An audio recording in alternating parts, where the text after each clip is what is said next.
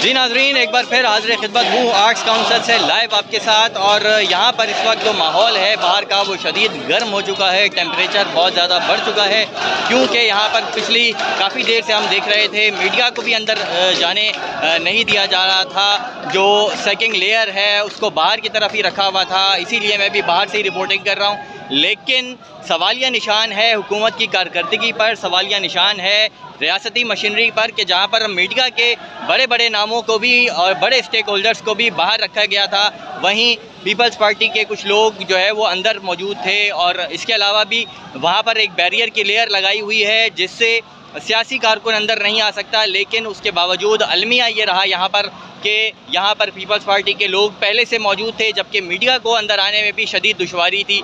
तो ये एक जानिबदार रवैया था रियासती इदारों का।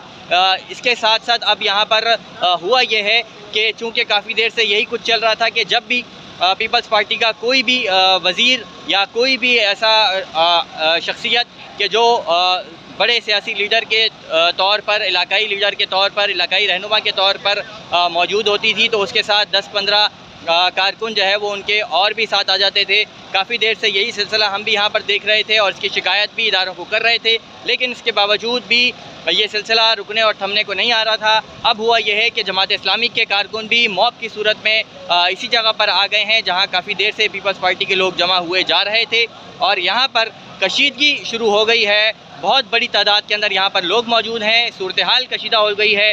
अब मामला इतना ज़्यादा कशीदा हो गया है कि दोनों जानिब शदीद नारेबाजी हो रही है। मैं अंदर चलता हूँ, आपको अंदर के मनाजिर भी दिखाते हैं, आइए मेरे साथ।